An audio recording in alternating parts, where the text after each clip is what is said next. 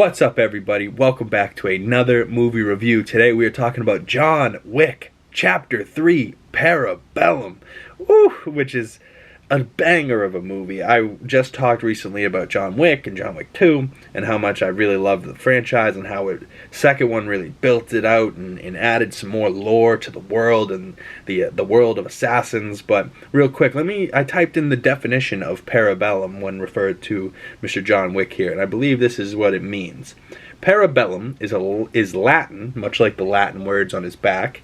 Parabellum is Latin for prepare for war, and is often used within the context of the phrase si vis pacem, parabellum, meaning if you want peace, you should prepare for war, or if you want peace, prepare for war. And that's what Parabellum means to Mr. John Wick, because at the end of 2, he has now been excommunicado, and he has to go and you know, he can't get help from the Continental. The Continental's no longer a safe place for him. He cannot get assistance from anybody in the assassin's world, or they'll become excommunicado. So he's got to kind of figure out how to un-excommunicado himself. So who does he go to? Is Halle Berry's fine ass, is also an assassin, and John has a marker from her. So what did she do to get a marker from John? And what did John do to help her get out of whatever she was in? But she is badass, and she has puppies that are badass, and they kick ass with the dogs, and the dogs don't die, although Bronn from Game of Thrones fucking tries to kill one. I was not cool with that, Mr. Bronn, but he had a bulletproof vest on, so the dog was okay. But still, you don't shoot no dogs. That's fucked up, man. But John has to go to the Russian. He's got like the beads, and he's fighting Boban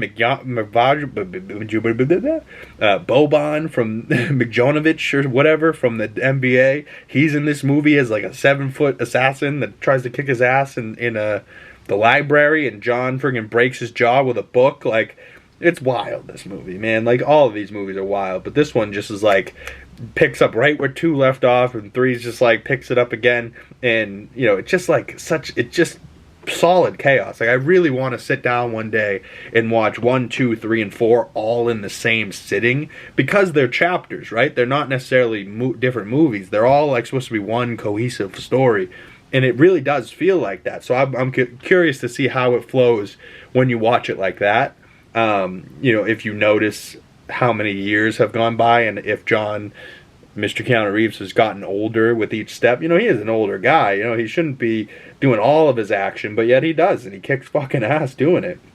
But him and the Russian lady, because that was like, I am Giordani, the child, you know, like he was saying some shit there that I'm like so interested in the Russian side of this, and how he, you know, these Russian people are under the high table and the seats at the high table. Like, I'm so curious in all of it. I just want to know more and more. I'm curious about the ballerina movie, right? Because in this whole part right here where he's with the beads and talking to the Russian lady, there's a ballerina on stage. And we already know that there's a sequel coming out with Ana de Armas as a ballerina that might even be that girl that was dancing on the stage for this Russian lady. And it's wild, but the adjudicators come after him and shit, and John's on horseback riding down. Like, this is as real as it gets. He's in traffic in New York, or Chicago? New York? One of the two. And he's riding down the street on a goddamn horse with motorcycles in pursuit. Like, just some of the stunts that they're able to pull off, fantastic. The sets are great. The way that there's just glass everywhere, and you know, clear glass and just white light, like, oh, it just looks so good. And John goes 2-on-1 here with these dudes, beats their fucking ass, left standing there with the sword. Like, he just looks so goddamn cool. He does it all while wearing a black on black suit. Like, oh man, it's so good. And he just looks at these 2 guys and goes, I'll be seeing you. You're like, oh, it's so good, man. It's so good. And then he has to go with Ian McShane's character, Winston, and Lance Reddick's character, Sharon, and protect the Continental, because now the adjudicator has come after Ian McShane's character, which isn't smart. He's got a deep voice, and he's got maybe the best voice in the business, you know, maybe besides Morgan Freeman, you know, like best white guy voice in the business. Ian McShane, he's just so deep, he's great, he's fantastic. Hello, Jonathan. You know, like, he's just got that great voice. But he's, in the movies at least, he doesn't shoot. He's not the marksman. He's not the assassin. He's the owner of the Continental. He's a prestigious man. So John and Sharon defend the building with the arsenal from the vault. And it's wild. It's a great time, and they kick some ass, and they kick the adjudicator's ass.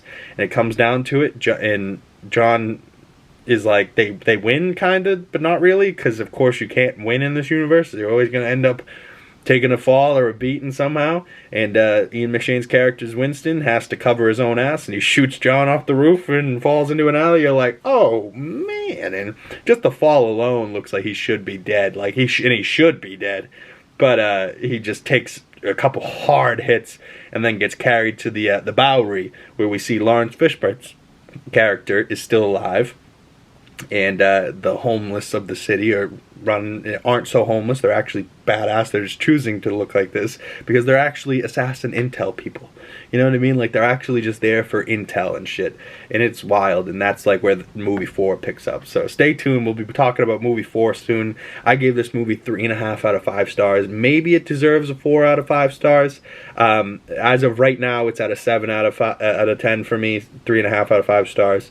And that's the same score I gave number 2. I do like 3 just a tad bit more than 2, so maybe I give it like a 7.25 out of 10.